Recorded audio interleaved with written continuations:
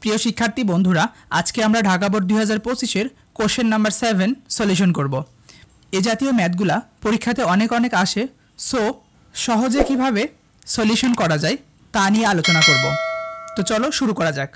যেটা দেওয়া আছে আমরা সেটা লিখে ফেললাম। এরপরে হচ্ছে এইটা কিভাবে লিখলাম, জাস্ট সূত্র মেইনটেইন করে। কট থিটা থাকলে থিটা আমরা হচ্ছে 8x বিবেচনা করতেছি, সো এটাকে আমরা এভাবে লিখতে পারি, tan 90 ডিগ্রি মাইনাস থিটা, থিটার মান কত 8x লিখে ফেললাম। এরপরে উভয় পক্ষ থেকে tan ছাইড়া দাও, দিলে পাশে কি থাকে 7x, আর এই পাশে থাকে হচ্ছে এই পার্টটা, লিখে ফেললাম। এরপরে সংখ্যাগুলোকে এক পাশে রাখো আর চলকগুলোকে এক পাশে রাখো। এক্সগুলো হচ্ছে চলক, এক পাশে রাখলাম, মাইনাস 8x এ পাশে এসে প্লাস হয়ে গেল।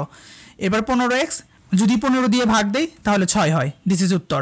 এখন কথা হলো, তোমরা তো এই একটা সূত্র শিখলাই, এখানে তোমাদের বইয়ে আরও যে সূত্রগুলো আছে সেগুলো তোমরা দেখে নিবে। এবার খ নাম্বারের দিকে তাকাও। খ নাম্বার বলছে mn সমান 2√3 হইলে থিটা এর মান নির্ণয় করো। তো আগের মতোই যা যা দেওয়া আছে সেগুলো আমরা লিখে ফেললাম। এবার কোশ্চেনটা উঠায় ফেললাম, mn equal to something, mn এর ভ্যালু বসায় দাও। এখানে তোমাদের একটা ট্রিক্স শিখায় দেই, সেটা কি, তোমার বইয়ের দুইটা ম্যাথ বাদ দিয়ে সকল ম্যাথের জন্য এই ট্রিক্সটা প্রযোজ্য। ট্রিক্সটা কি, যদি তুমি ম্যাথে ট্যান আর কট দেখো তাহলে সেটাকে ভেঙে দিবে, ভেঙে সাইন কস আকারে লিখবা আর কি। শুধু তাই না, যদি ট্যান কটের সাথে অন্য কিছু like sine cos sec cosec এগুলো থাকে তাকেও ভেঙে ফেলতে হবে, তারপর নর্মাল ক্যালকুলেশন। এখানে তাকাও, সেককে ভেঙে আমরা 1/cos লিখে ফেলেছি, ট্যানকে ভেঙে sin/cos লিখে ফেলেছি, এ পাশে যা ছিল তা। এরপরে আমরা যেটা করেছি, এখানে কস আর কস এদের মধ্যে গুণন সম্পর্ক, নিচে লিখে দাও কস স্কয়ার থিটা, উপরে কি থেকে গেল সাইন থিটা, সেটা লিখে দাও, সমান সমান 2√3। এখন কি করলাম আমরা, জাস্ট সাইন এ পাশে থাকলো আর নিচে এ পাশে ভাগ আছে, ওই পাশে যে গুণ হলো এই লাইনটা লিখে দিলাম। এরপরে তোমাদের আর একটা কথা বলি, সেটা হচ্ছে কোনো ম্যাথে যদি থিটা এর মান বের করতে বলে তাহলে আমরা একই রাশিতে কনভার্ট করার চেষ্টা করব। লাইক এখানে কজ আছে, এটারে আমরা সাইন করে ফেলবো, মানে পুরোটা একই রাশিতে কনভার্ট করা। কসকে ভাঙলে কি হয় 1 - sin স্কয়ার থিটা। এবার 2√3 দিয়ে গুণ করে দিলাম, সব কিছু এক পাশে নিয়ে আসলাম, নিয়ে এসে জাস্ট উৎপাদকে বিশ্লেষণ করলাম, দিস ইজ উত্তর। এবার আমরা লাস্ট কোশ্চেন দেখে ফেলি। বলছে একটি খুঁটি এমনভাবে ভেঙে গেল যে ভাঙা অংশের সাথে 30 ডিগ্রি কোণ উৎপন্ন করে গোড়া থেকে 18 মিটার দূরে ভূমি স্পর্শ করে।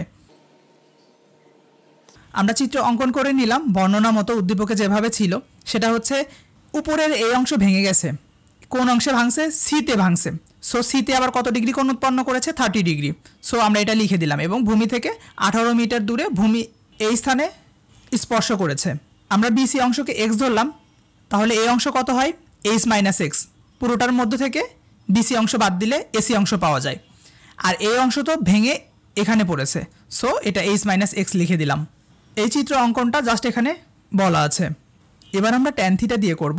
ট্যান থিটা সমান কি, লম্ব বাই ভূমি, লম্ব কোনটা বিডি, ভূমি কোনটা বিসি, এটা লিখে ফেললাম। তোমরা একটা জিনিস খেয়াল করো, আমরা সাধারণত ভূমি নিচেরটাকে ধরি, কিন্তু আসলে ব্যাপারগুলো এভাবে হয় না। এটা হচ্ছে যেখানে থিটা থাকবে সেটা হবে ভূমি।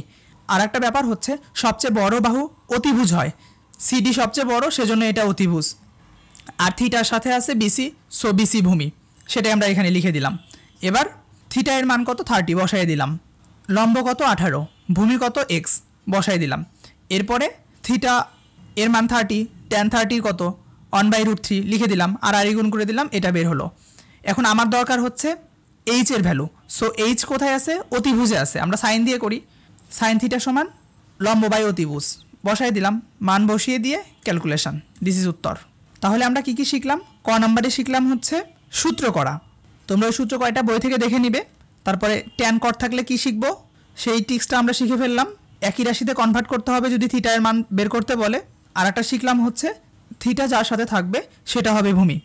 আজকের মতো এখানেই শেষ করছি, ধন্যবাদ সবাইকে।